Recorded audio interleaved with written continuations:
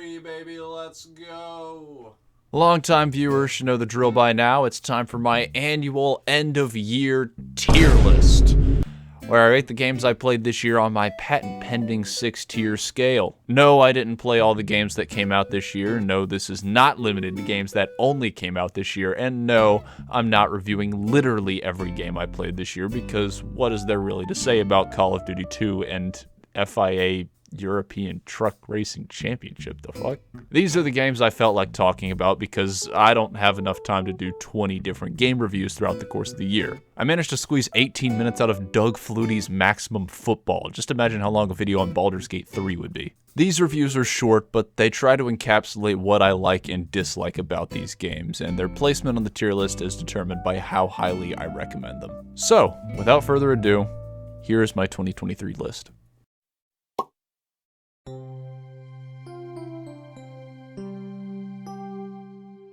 I derive no pleasure in reporting that Sports Story is by far the most underwhelming game I played this year, primarily because I absolutely adore its predecessor. Golf Story was super charming with its great humor, fun story, and addictive gameplay. It wasn't the best golf game, nor the best RPG, but it was a textbook combination of those two genres. Sports Story, on the other hand, is glitchy, tedious, and frequently quite vague. The humor just misses the mark on this go-round, and the game is very fond of telling you to do something but not explaining how or where. Golfing feels overly simplified when compared to its predecessor.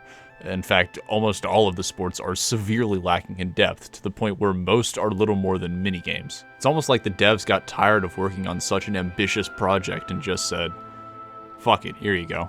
It really feels like Sidebar Games bit off more than they could chew and gave up on the game before it could be properly finished, which is just really disappointing.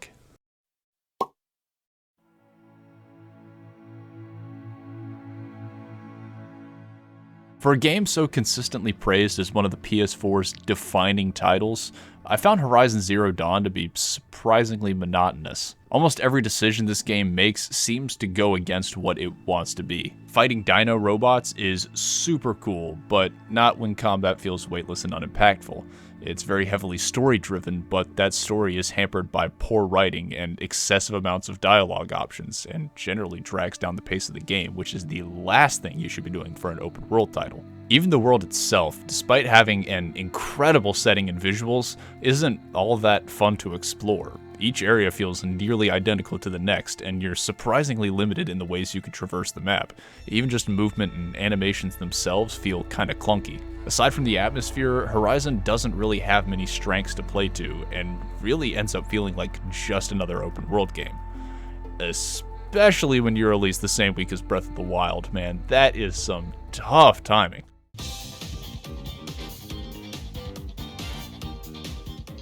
Hey, back-to-back open world games. To me, Sonic Frontiers always seemed like the kind of project that would end in heartbreak. As exciting as the prospect is, an open world didn't appear to be a good fit for a series that has always emphasized speed and precision, which, as a design choice, goes hand in hand with structure and linearity. Just looking at the game, it's clearly very unpolished, not just graphically, but also in concept. The world looks like a map from a totally different game that someone dumped Sonic obstacles and some random collectibles into. It just doesn't feel natural. It's an idea that logically shouldn't work, but despite the game's numerous problems, I'm no longer convinced that it couldn't work, because I feel like there really is some inkling of magic here. There's something undeniably cathartic about zipping around an open map at high speeds, having these little platforming challenges that you can absolutely blast through. It's a surprisingly refreshing change of pace. Like Pokemon Legends Arceus, Sonic Frontiers feels more like a prototype than a proper game. Correctly combining these two things is still a roadblock that hasn't yet been fully overcome.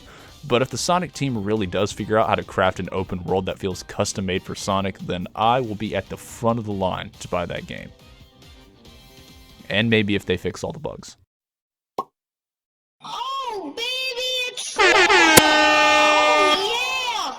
I'll be honest, I had some low expectations for this game, and having played through it, I don't think those expectations were entirely unwarranted. To be fair, there is a lot to like within Hogwarts Legacy. Attention to detail is fantastic, and the world is absolutely massive with a ton to explore. As a Harry Potter fan, this game feels like a deeper dive into the wizarding world, or at least Hogwarts, than pretty much anything I've yet experienced, books and movies included. However, it's also riddled with bugs, performance issues, repetitive missions, and the story is generally mediocre, which stiff animations and voice acting don't exactly help with. It leaves me pretty torn, because as a Harry Potter game, I think it's absolutely worth checking out. But as an open world game, once again, it really didn't leave much of an impression on me.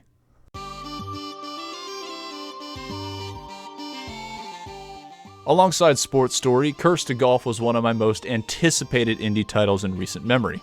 I can't help it, I'm a bitch for golf. Curse to Golf is far from a bad game. It successfully turns golfing into a 2D roguelike, which should be considered a feat unto itself. It's got plenty of charm and a cute pixel art style, though some corners were cut in the animation department. However, I think the glaring issue here is the difficulty. It's brutal. Curse to Golf's difficulty starts high and kinda just stays there. The lack of a progression system means there's not really any way for your character to improve or level up, so any progress made feels just as much a product of luck and the randomly drawn ace cards as it does one's own skill and efforts. That, on top of the game's already slow pacing, means it's very much a grind to play through. And while I'm sure that appeals to some, I've lost interest in it a lot quicker than I would have hoped. I'll probably come back to it eventually, but it's a bit too much of a slog for my liking.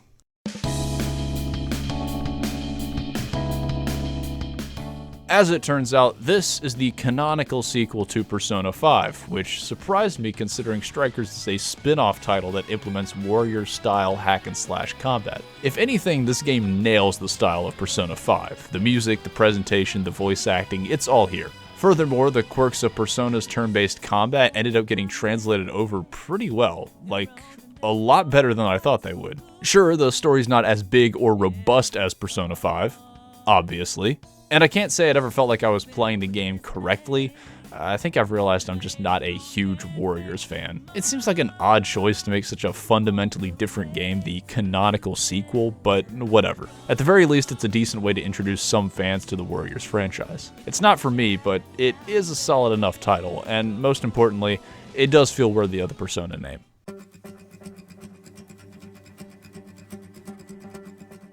The new Wolfenstein games are a lovely dive into the imaginary dieselpunk world of Nazi-controlled everything. Sorry, did I say lovely? I meant fucking horrifying. Wolfenstein sets itself apart from other FPS games via its gore, weighty gunplay, strong use of stealth, and a man-in-the-high-castle-esque world that has been fleshed out maybe a bit further than most people would care to see. Those things definitely give it a strong sense of identity, but they also make it a much more intense and inaccessible experience, especially when compared to other first-person shooters. It's not that it's necessarily a bad game, but I can definitely see the brutality of both its combat and subject matter being a turnoff for a lot of people. At least it kind of was for me, and I think that's the main thing that prevents me from giving it my wholehearted recommendation. If you don't mind that sort of thing, then hey, knock yourself out. I'm sure you'll find plenty to love.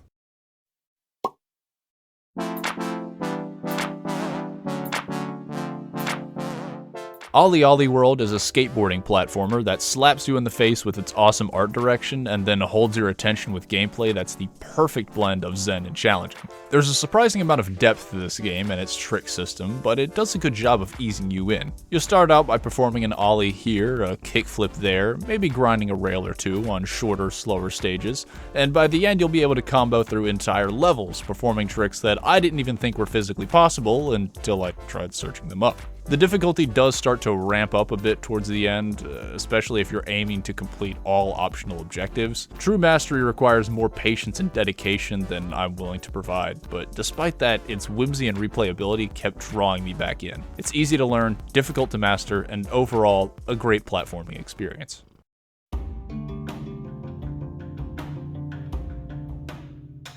There are frankly too many games that want to compare themselves to Dark Souls, even when it's completely unnecessary. I think we've kind of made the Dark Souls of competitive first-person shooters. For that reason, I was pretty skeptical of Tales of Iron at first. However, it's more deserving of that comparison than most. I wouldn't say it's entirely accurate. This game isn't nearly as long, deep, or brutally difficult as any of From Software's titles, but it does pair solid combat mechanics with an awesome storybook art style and a world that's as fantastic as it is grim. It feels like a modern fairy tale. It's not a super long or complex game by any means, but the presentation and combat definitely carry the experience. And because of them, I'm happy to say that I not only enjoyed what I played, but can definitely see myself coming back to it in the future.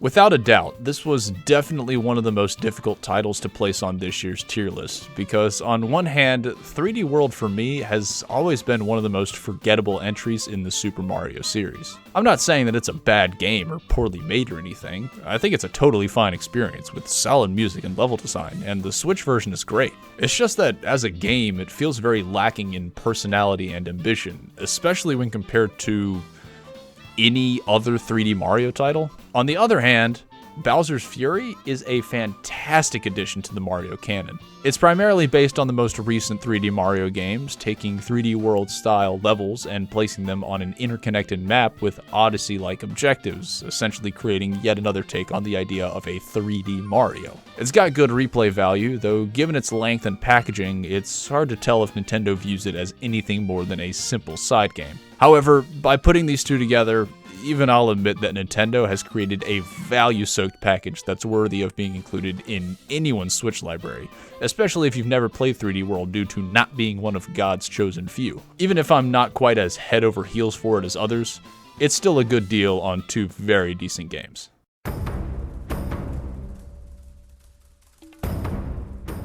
The Lost Legacy is an experiment to see whether Uncharted works without Nathan Drake, and the answer is a resounding yes. Chloe was already a fan favorite from Uncharted 2, so to see her take the spotlight for this game alongside Nadine from Uncharted 4 was really cool, and it made for a fun, albeit brief epilogue to the Uncharted story. Other than that, it's pretty much just more Uncharted 4. Same gameplay mechanics, beautiful graphics, great writing and voice acting, the whole shebang. Personally, I don't mind if Uncharted gets left as is.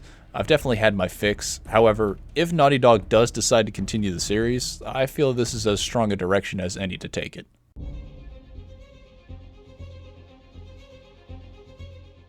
With Spider-Man being undeniably one of the best games on PS4, it's no surprise that the sequel was as highly anticipated as it was, but while it seemed to live up to the expectations that many fans had for it, my opinions on it are a bit more mixed. Insomniac made quite a few alterations to the Spider-Man formula, some of which I do like, such as faster movement and new traversal techniques, which makes exploring the game's much larger map way easier. Not all those changes were winners for me though.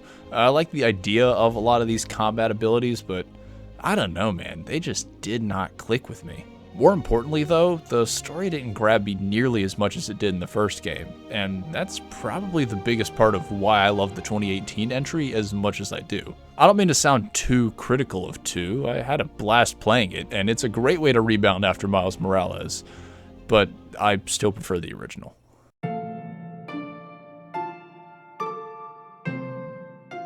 The use of letters and fonts in our everyday lives is taken for granted so often that very few ever consider the thought and effort that go into designing even the most simple of typefaces. Typewriter sets out to prove that typography is truly an art form, and it accomplishes that goal beautifully. Being able to craft fun and creative levels themed around a single set of characters, their history, and the feelings they evoke is itself an incredible accomplishment on its own, but the developers went above and beyond by filling those levels with dynamic backgrounds, a powerful soundtrack, and collectibles detailing the lives and events that helped typography evolve into its current state. It's a very short game, one that clearly emphasizes presentation above all else, but it's such a well-crafted and artistically beautiful experience that no matter who you are, as long as you can appreciate art, then I dare say that this game is your type. Boom! Yes!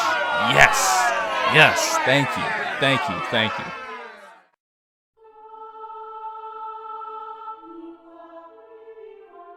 There aren't many Zelda titles darker than Twilight Princess, and it's a game that definitely revels in that atmosphere. Every major element of the game, from the enemy designs to the dungeons to the muted color palette, helps drive home the idea that this is a corrupted kingdom, and it makes every fight just a bit more intense, every challenge to be overcome a bit more impactful. Beyond that, it's a very traditional Zelda experience. It follows the Ocarina of Time formula pretty much to a T. It is occasionally a bit unclear, and there may have been one occasion where I had to look up what to do and where to go next.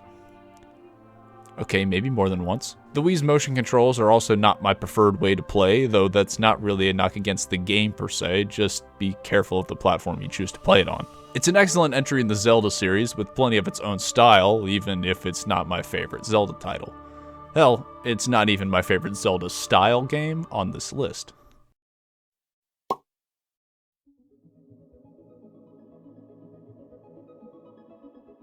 It doesn't take a detective to figure out the extent to which Tunic is inspired by the original Legend of Zelda. I mean, just look at it. Come on.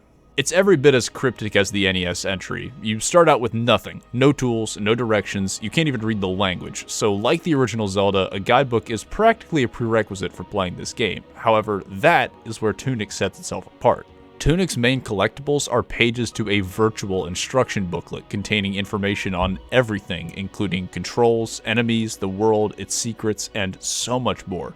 By collecting all pages, you ultimately assemble a step-by-step guide on how to beat the game itself. This is hands down one of the most genius ideas I have ever seen in any video game.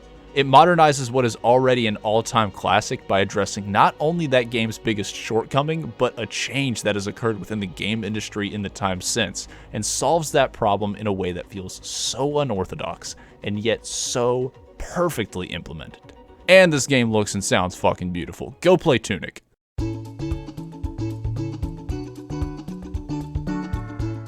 If you watch enough YouTube, you're gonna hear people talk about this game as one of the all-time great 2D platformers. Now, I've never been a big platformer guy, so I didn't really pay too much attention to it. Even purchasing it this year was more so on a whim than from a strong desire to play this game. What I'm trying to say is, I should have bought this game sooner. There are individual levels in Tropical Freeze that ooze more creativity than the entirety of New Super Mario Bros. U. Hell, there are islands with more creativity than the entirety of the New Super Mario Bros. Franchise even. The Sawmill, the Burning Sahara, the Silhouette stages. You get an entire island dedicated to showing you how fruit pops are made. Then to take it that one step further, the developers throw in bright and beautiful visuals, outstanding attention to detail, a boppin' soundtrack, plenty of collectibles, and a firm but fair difficulty curve. It's beautiful to look at, easily replayable, it has no real shortcomings. There's really no other way to put it. This is the best, most replayable 2D platformer I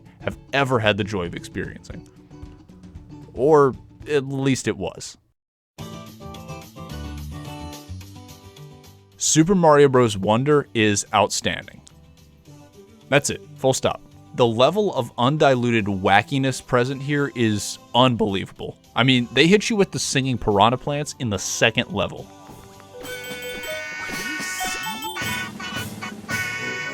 The second level, what more is there to say? It's almost as if the developers had a massive fishbowl of new ideas for the next Mario game and spontaneously decided, hey, these are some pretty good ideas.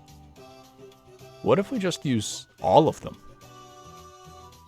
And then they made it work perfectly. Ball Mario, top-down Mario, Elephant Mario, Mario but it's survival horror. Remember the Silhouette stages from Donkey Kong? Let's do that again, except everyone's from fucking Long Ring Longland. The ability to pack this much ingenuity, this many unique level designs into a single game and make it work so seamlessly practically defies belief. It's a great family game, a phenomenal multiplayer experience, and after years of complaints about how stale New Super Mario Bros. Was feeling, this is exactly what the Mario franchise needed.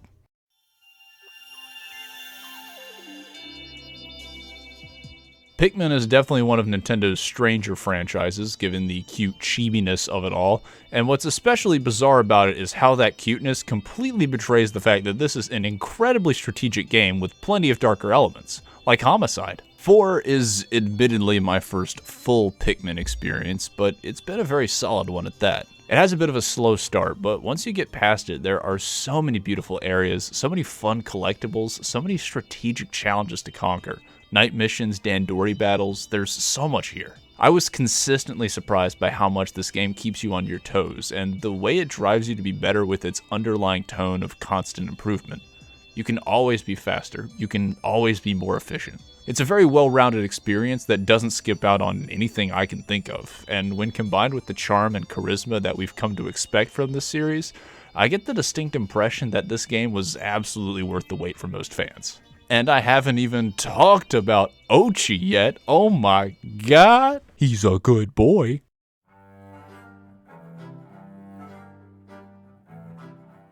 Like Spider-Man 2, I do have some mixed thoughts on Ragnarok. Certain aspects of combat, puzzle solving, and other areas of gameplay have been tweaked to make Ragnarok feel distinct from its predecessor, and for the most part, I can take them or leave them. It also has various other trade-offs compared to the 2018 version, a better world for exploration, but also more bugs, a longer story which is generally more inconsistent in its telling, but also contains higher emotional peaks, for me at least. Ultimately though, it's still an outstanding game, one that's every bit as good as the title that came before. The world, the story, the characters, the combat, everything 2018 was acclaimed for, this game delivers on as well. It was everything I expected out of a sequel. If you enjoyed the 2018 entry, then there's no reason not to love this one. But that's it for my A tiers. So, what game is left? What was my favorite game of the year? What game could possibly be worthy of S tier? Why am I still asking rhetorical questions when you already know the answer?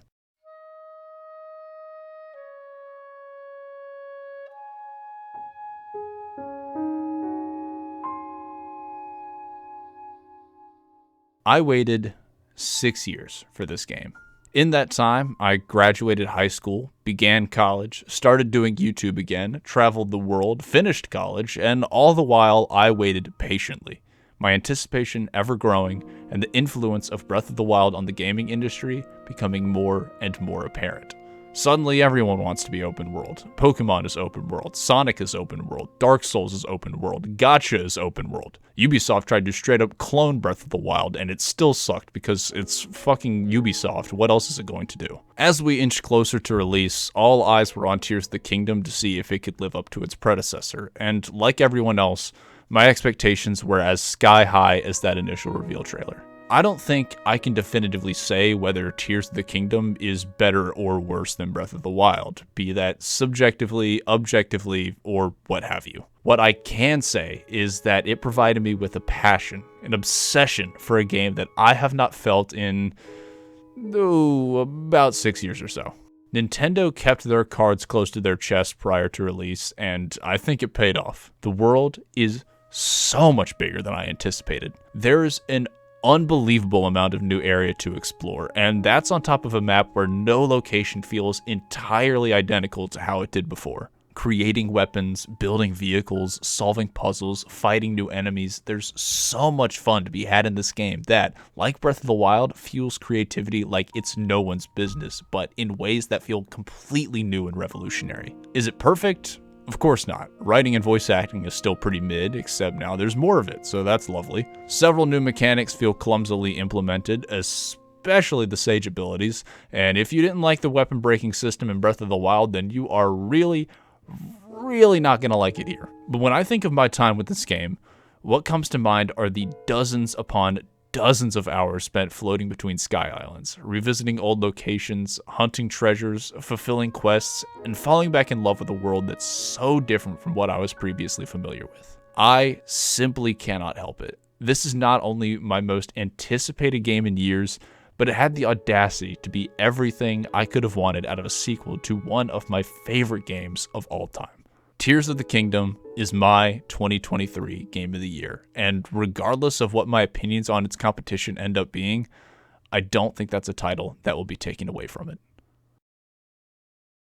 So, what have we learned today? Well, it was a pretty solid year for Nintendo, with multiple genre-defining titles getting released, as well as several others of note. Seeing such quality and variety being released on the Switch this late in its life is awesome to see, Though for me, it also reinforces the idea that the Switch is getting phased out pretty soon, probably within the next year to year and a half or so, if I had to guess. So it's nice to see that Nintendo wants it to go out with a bang. Not to be outdone though, we also got plenty of solid titles for the PlayStation and Xbox, and even some big indie titles. It was just all around a very solid year for games, far better than what we've gotten over the past couple of years in my opinion, even though it was an unfortunate year for the industry itself. You know, with so many great games being released, I almost feel bad for limiting myself to just one S-tier title when there are plenty of games that deserve that honor.